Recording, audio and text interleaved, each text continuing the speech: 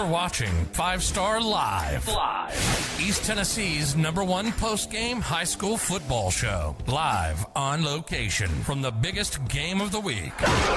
Live interviews from the winning coaches and players, along with highlights from other big games from around Tennessee. Your host, Jesse Smithy, with decades of experience covering high school sports, and his 5-star preps team will update you on games as they become final, and will break down region outlooks and what's to come for your favorite football teams and top players. Now, get ready for the most comprehensive high school football coverage in Tennessee on 5 Star Live.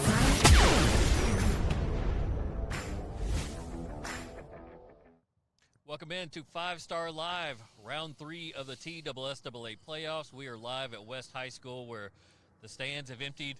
The game is over. Oak Ridge has pulled off maybe the shock of the night in the state of Tennessee as they knock off West High School 31-28. Kevin Smith joins me. Kevin, myself, other media people, coaches, a lot of people had this West team probably going to the 5A state championship this year. They're out. Central High School, the two-time defending state champions, they're out. 5A, unpredictable all season long, and it trickled into tonight. Yeah, and we had an unbelievable game tonight, Jesse.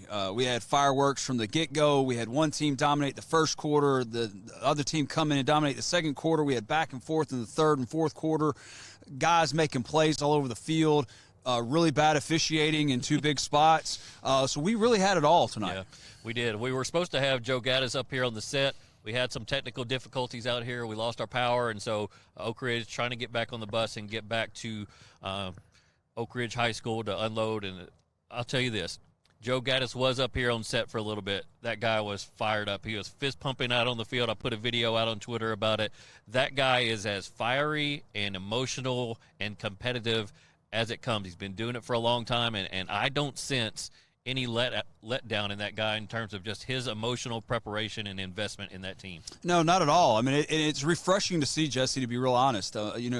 Sometimes the elder statements of the coaching ranks, sometimes they kind of just bide their time and they're just trying to kind of get through. And not Coach Gaddis, man. Coach Gaddis is all in. He is fired up for his players and his coaching staff. He's fighting for them all night long. You can see it on the field. He is all in for this football team and this football program. You know what I loved was those moments where we were about to go on air and he was calling his mother, 89 years old, down in Florida, just to make sure that she knew that they had won and they shocked the world basically, and calling other family members. I mean, that's the stuff that people maybe didn't get to see that I'll remember from tonight. Yeah, and we asked him, did your mom already know? And she already knew that they had won the game. So, I mean, it's really cool to watch him call his wife and call his mom and just see the excitement, and it's well-deserved. I mean, this was a very, very good football team in West. A lot of people thought could win a state championship. Oak Ridge comes on the road, and we'll break down the game a little bit more, but to think that West converted a 4th and 17 to score – to extend a drive, to then score, and then Oak Ridge drives the length of the field to score a touchdown to win the football game. It's just a testament to how Oak Ridge just hung in there in the second half. Mitchell Gibbons played a fantastic football game tonight. 4 touchdown passes in the 31-28 win over West, and including the game winner there. So I wish we were able to keep him up here long enough and interview him. We interviewed him a couple of weeks ago after their first round win, and it was a delight to talk to. Very intelligent, articulate, and wish him the best next week against a good South Doyle football team. Jared, let's Coach Gaddis wasn't going to let him stay. He said he'll be a freshman in college by the time the interview is going to start. He hung out around for a long time last time, and I was going to have to wait around for a long time tonight, but we shipped them out and back to Oak Ridge. All right. Let's look at tonight's game, some highlights from the game, and Kevin and I kind of reworked these a little bit from what we saw at halftime. But Oak Ridge came out and dominated the first quarter. They had Kendall Jackson all over the place. Yeah, and again, we said this at halftime. I thought the offensive coordinator for Oak Ridge really did a good job tonight, understanding the West defense strength was up the middle, went to an empty set. A lot of defensive coordinators don't see empty sets a lot, so you typically can get one coverage and one front. Oak Ridge took advantage of that in the first half. and they really didn't get out of it that much, unless it was just a short yardage situation. Well, I thought they did a good job of getting Kendall in motion on jet sweeps. They faked it to him. They gave it to him. They had Mitchell Gibbons running the football. They were getting the ball out quick on really an extension of the run game with short passes, and then they were also able to throw it deep and hit some big plays. And really, West was kind of giving up. There were some posts that were open. The corner route was open. I thought just Oak Ridge did an overall good job tonight with an offensive game plan to give themselves a chance to win. At that moment right there, that touchdown pass to Cole Adams, that was a 10-0 lead for Oak Ridge, and they had dominated a majority of the game, had 3 possessions, and at that point, West didn't even have a first down. Now you're starting to see West drive the football a little bit with Isaiah Mattress and getting the ball to their playmakers. I believe that's Shannon Blair right there going inside the red zone there, and West, I didn't have the clip, but we need to talk about the punt. Yeah.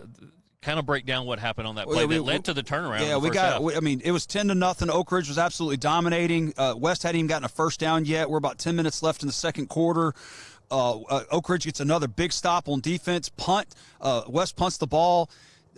Hits the back of an Oak Ridge player, but the player, Oak Ridge's returner, never had a chance to catch the ball. There was all these guys in front of him, and really it should have been pass interference or catch interference on West, and they didn't call it. It was an absolutely horrible call. I'm not trying to get on officials or refs. I know they don't get paid a lot, but it was absolutely horrendous. But after what transpired from there, West goes into the half with a 14-10 lead, right. and it all kind of snowballed. Completely changed after that punt call. So there was a bad call there that kind of flipped the tide, and then we're going to turn the tide, and we'll talk about a bad call coming up here in a minute. But Oak Ridge, though, just they fell down 21-10 early in the third quarter, and still just kept coming. Yeah, so here's the play. And to me, this was the turning point of the game. Oak Ridge, or West, did an absolutely fabulous job coming out in the second half. They got the ball first. They did exactly what they should do.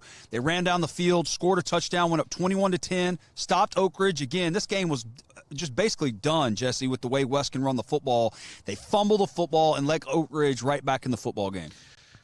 West comes back down to score here in just a minute, and they pop in there. I believe that was Trayvon Barfield. Yes. They got those jerseys. It was really hard to read, and I'm starting to get old, man. I can't read those. 5-yard run by Barfield there. Can't get in there, but Oak Ridge just, again, relentless, coming back down the field. Mitchell Gibbons, just that senior leader. He ran the ball really well tonight, threw the ball tonight really well. I asked Joe Gaddis, is this one of his best games? And he said undoubtedly yes. Yeah, and in the moment, too. And let's say this kid was tough, man, and here's the play, obviously, but I want to give Mitchell a lot of credit. He took a lot of shots tonight and kept getting up.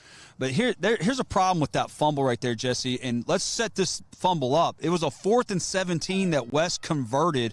They took a sack and took him out of field goal range, so they had to go for it on 4th and 17, converted it. 3 plays later, score a touchdown. Oak Ridge has to come all the way down the field. My problem with that fumble right there, Jesse, it's clearly a bad snap. The ball's rolling around the ground. The white hat, the head official, blew his whistle early. But didn't blow it, didn't keep blowing it. He just barely blew it enough where people could hear it on the sideline on Oak Ridge's side, and then goes over and tells Coach Brown that Oak Ridge recovered it and was taken from, and the West players took it from him. Listen, man, if you blew your whistle, own it and go tell the coach in your explanation that you screwed up. You messed up, but you blew your whistle, so you gotta give the ball to Oak Ridge. But own it up. Don't go over and tell him a different story when everybody on Oak Ridge's sideline, especially all the reporters and everybody, all of us saw it. The guy blew his whistle early. It was a horrible call. It should have been West ball right there. And Oak Ridge still had 2 timeouts, still could have possibly gotten the ball.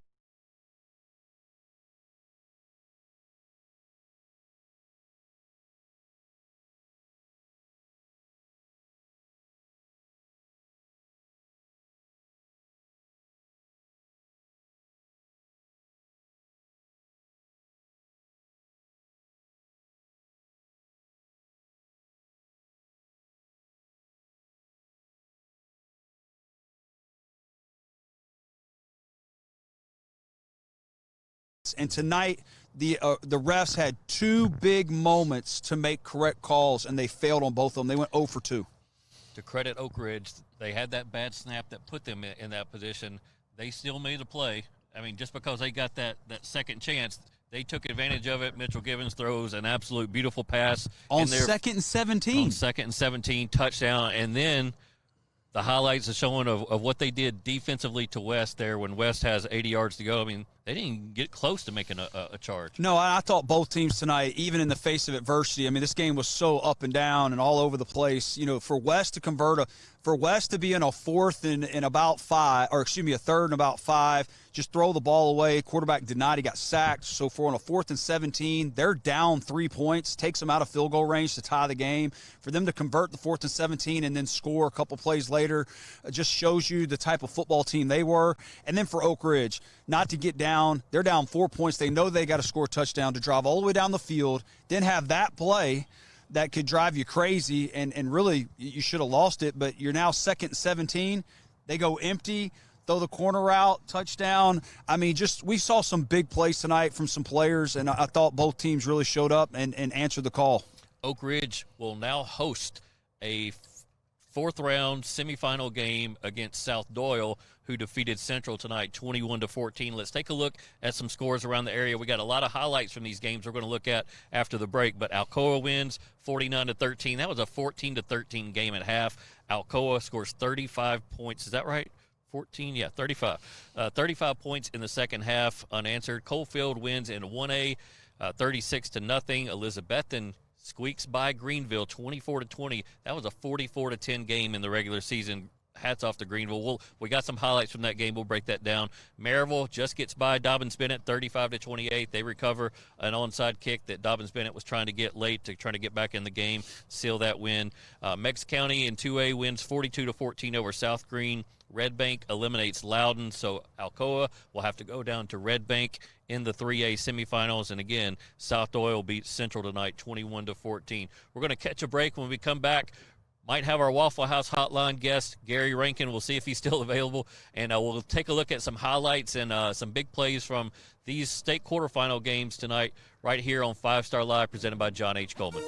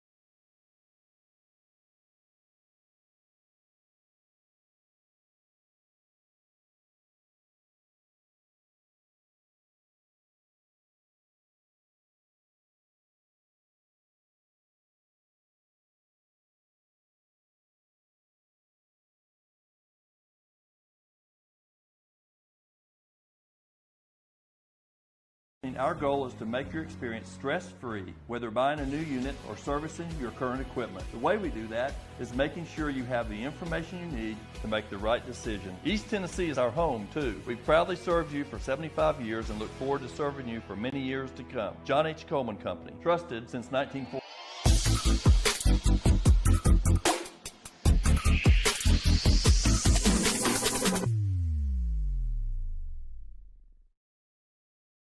Located in Anderson County, just off of I-75 at exit 122, Rocky Top Realty stands ready to give our clients a real estate experience like no other.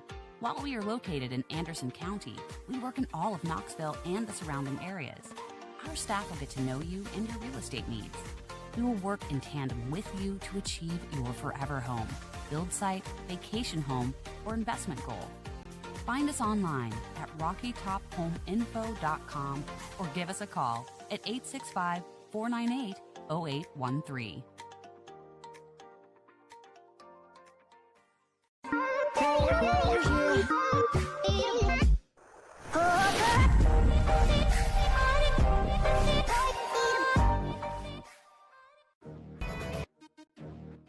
Are live, presented by John H. Coleman.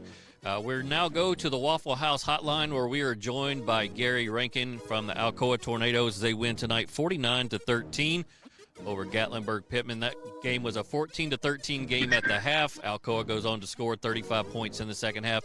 Gary, thanks so much for staying up late and joining us tonight, and congratulations on the win. Thank you, Jesse. Appreciate it. Tell me what happened there in the first half. I think I saw on Twitter you guys were having some turnover issues that allowed GP to kind of stay in it. We had some issues.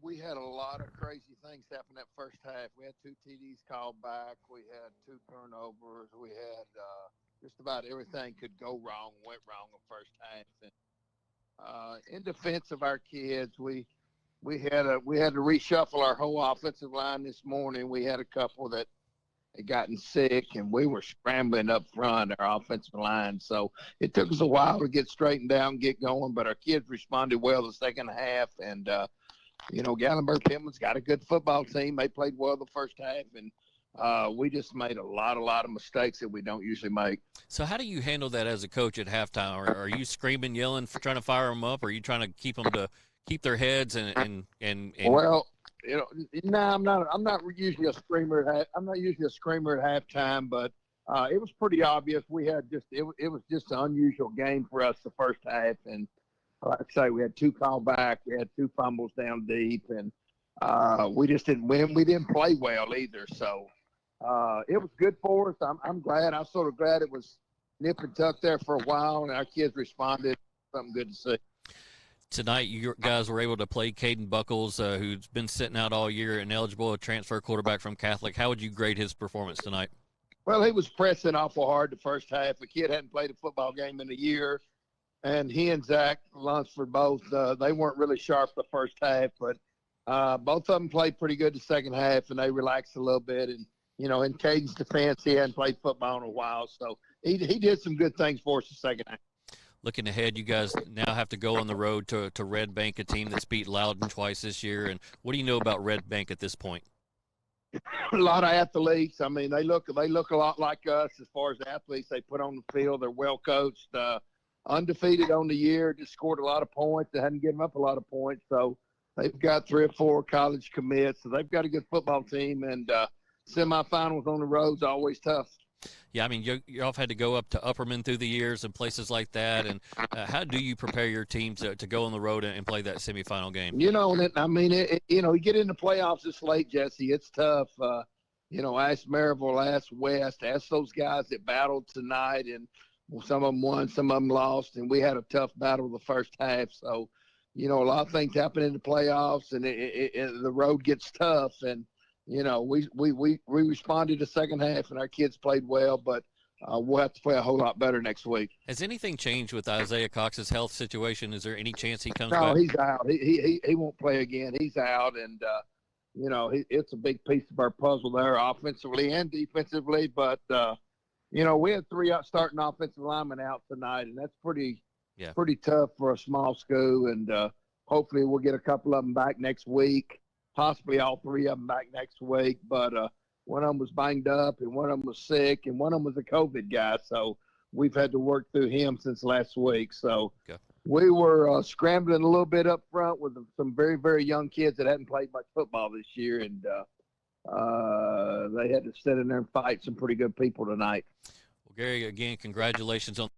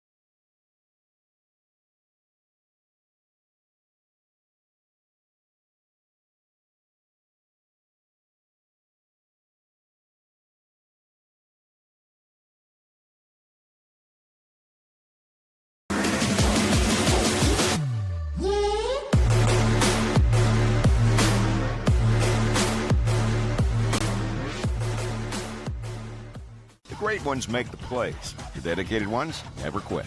Weekend warrior or professional, all athletes get hurt. And when you do, Tennessee Orthopedic Clinic's comprehensive sports medicine team is ready to take you on. The power of results.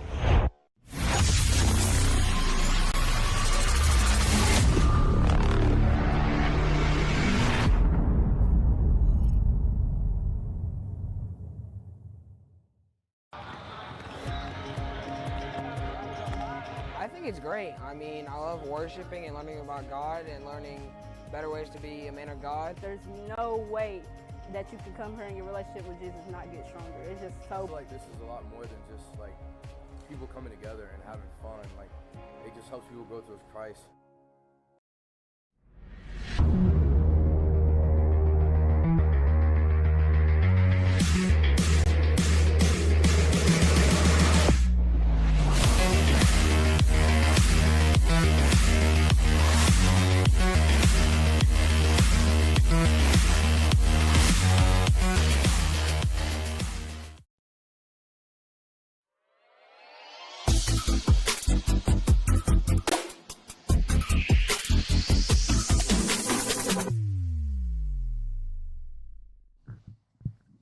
Take a look around the area tonight. Let's start with Alcoa's win. We just talked with Gary Rankin about their 49-13 win over Gatlinburg-Pittman. We got highlights from that game.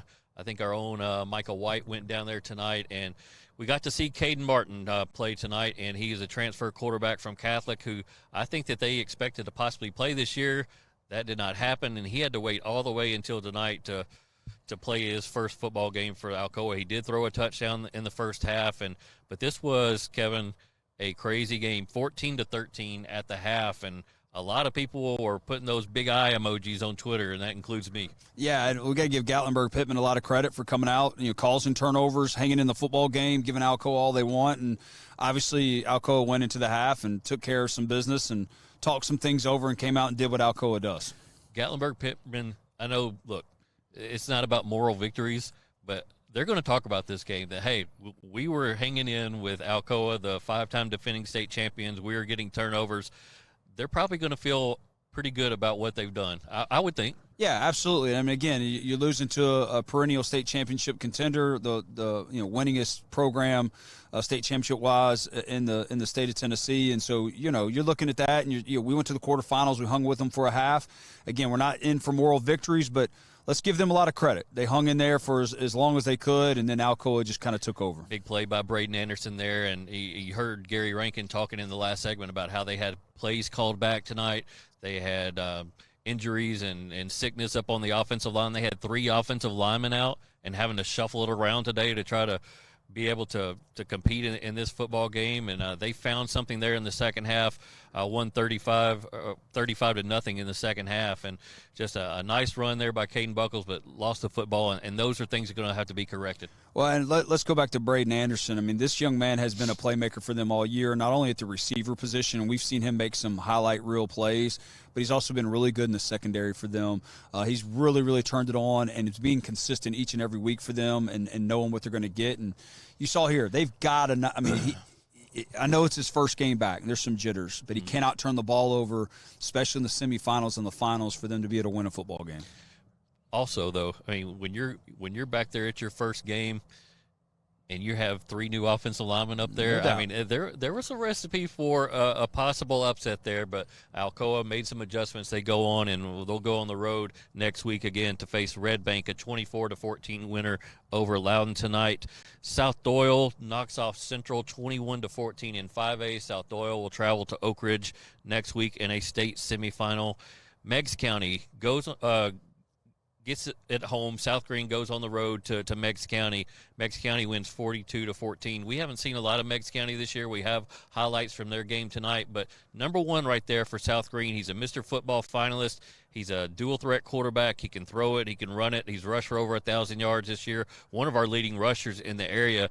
Meigs County did a really good job of stopping him and really putting the pressure on other guys on that offense to try to get a win. Well, and it's what we've seen in a lot of different games. Once you get later in the playoffs, teams are going to say, don't let the best player beat you. How can we slow that person down? And so I think tonight you saw a great game plan there. They were able to limit his ability, both running and throwing the football, and a great win. And number 34 right there, he's a Mr. Football finalist as well, I believe, for Meigs County. That's Will Meadows, and fantastic running back, really, really fast, and they're going to be counting on him in that 2A final coming up this week. Looks like they're going to face Trousdale County. Do you know much about Trousdale County? It's a championship program. It is a championship program.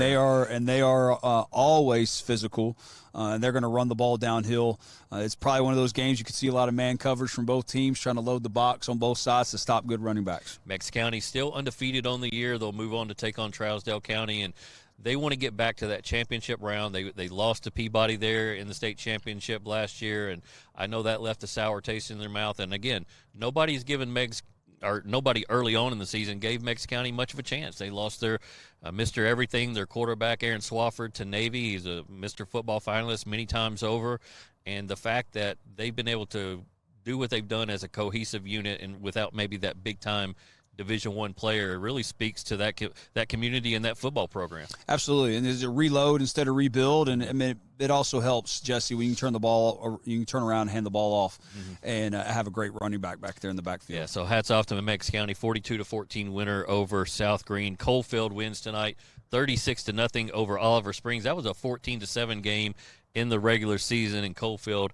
really starting to develop a run game there. They've had it all year, but the last few weeks you've seen it grow and grow more and more, and so they're going to have to go on the road to face South Pittsburgh, 37-7 win over Gordonsville. I think everybody's going to pick South Pittsburgh to probably win that game, but as we saw tonight, it's not all about who the pundits pick. You get a chance to play it out on the field. And we don't know who's going to show up at the game. I mean, each and every week we've got different guys who are being asked to, stay at home. And so we just don't know. But, yeah, South Pittsburgh, they're loaded. They're a very good football team, so that's going to be a tough challenge. Maryville hangs on to win tonight against Dobbins-Bennett, 35-28. Maryville able to recover the Dobbins-Bennett onside kick there with about 1:40 to go and go ahead and seal that win. They will go on the road to face Oakland, 39-14. Thoughts on this matchup? They played. I think they played 6 or 7 years in a row now in the semifinals. Yeah, and there's been years where I thought Oakland's going to blow Maryville out of the water, and then there's been years where I thought Maryville had the better players, and this Maryville team continues to amaze me. I love their offensive with Parker McGill and Carson Jones at quarterback. I think they've been able to really do and build on things throughout the year. But this Oakland team, they're as good as anybody offensively. They're not as strong as they were last year on defense. I mean, that was the best defense I've seen in high school in a long time as a collective 11. This offense is just like their defense from last year in the sense of this is one of the best offenses I've seen in a long time. They can throw the football. They have Mr. Everything running back in Jordan James, who everybody in the country is looking at. They've got a receiver who transferred in from Innsworth, Isaiah Horton. Everybody in the country wants him as well. They've got some big-time playmakers. Maryville's going down to play a very good football team. Our last game of the night, Elizabethton hangs on to beat Greenville. This is a back and forth affair in the second half, and Mason Gudger, number 2 there for Greenville, had himself a night. It's interesting to see this, Jesse, because you see a 98-yard run here by him. He's a really fantastic football player, and everybody started keying on him when the quarterback got hurt against Austin East earlier in the year, and it kind of got slowed down a little bit. Anderson County did a really good job of trying to slow him down and really limiting his holes and keeping him from winning the football game. But you saw Brady, the sophomore quarterback from Greenville, get some confidence last week. You saw the entire second half. They were able to throw the football against Anderson County, and I really feel like that led and bled over into this game to where now he found some holes because Elizabethton just couldn't come in this game and say we're only going to stop him. Anderson County was keying on him, but because of what they were able to do in the second half, it opened up holes and opportunities for him tonight, and he took advantage of them. Parker Hughes there, number 7, a Mr. Football finalist from Elizabethton High School. He's got offers from Navy and a number of other programs as well. Comes up with a big interception there, but Mason Gudger ran for 200 yards tonight. 200 against a really good Elizabethton team.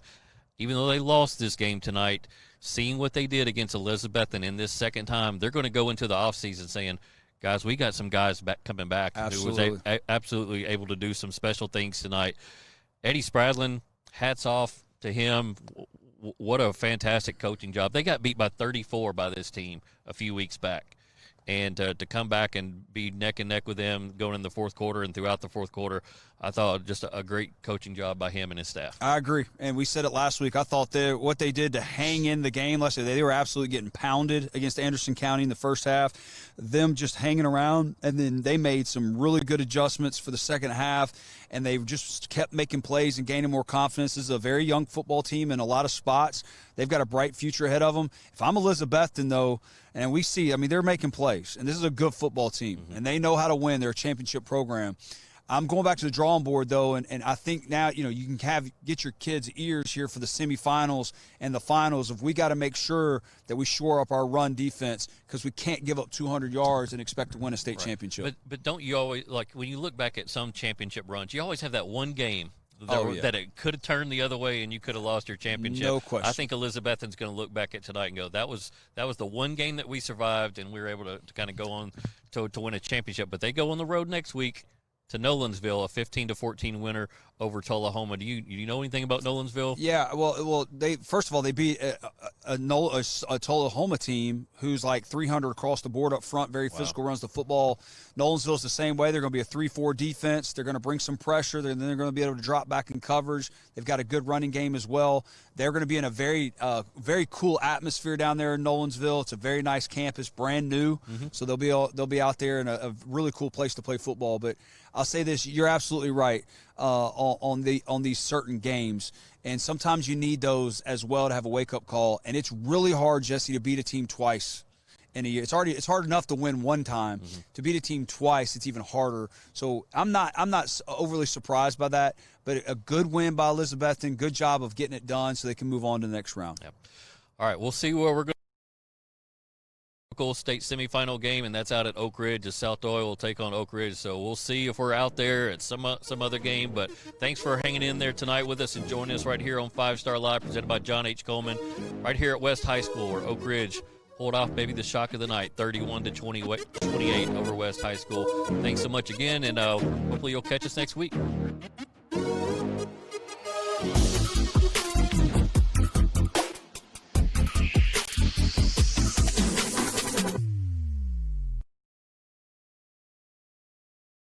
Located in Anderson at exit 122, Rocky Top Realty stands ready to give our clients a real estate experience like no other. While we are located in Anderson County, we work in all of Knoxville and the surrounding areas. Our staff will get to know you and your real estate needs. We will work in tandem with you to achieve your forever home, build site, vacation home, or investment goal. Find us online at rockytophomeinfo.com or give us a call at 865-498-0813.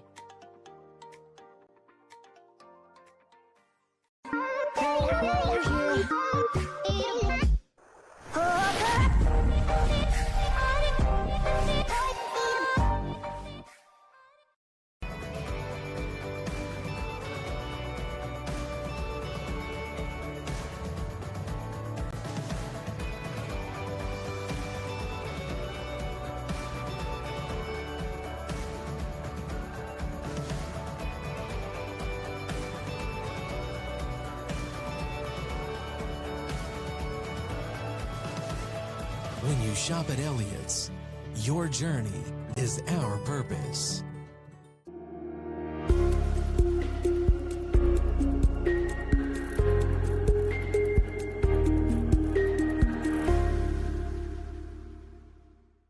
North Knox Siding and Windows is a complete exterior home improvement company that can help you with all your exterior needs. Visit us today at 5618 North Broadway.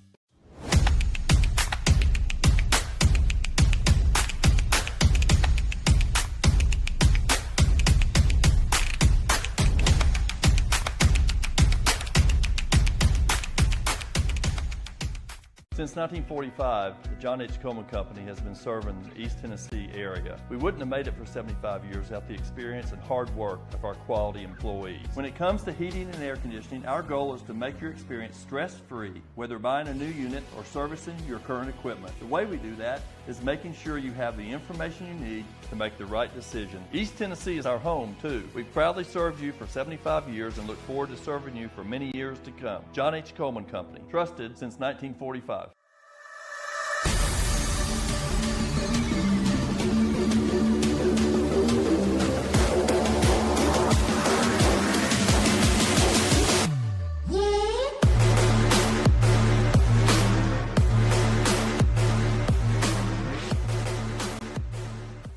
Great ones make the plays. The dedicated ones never quit. Weekend warrior or professional, all athletes get hurt. And when you do, Tennessee Orthopedic Clinic's comprehensive sports medicine team is ready to take you on. The power of results.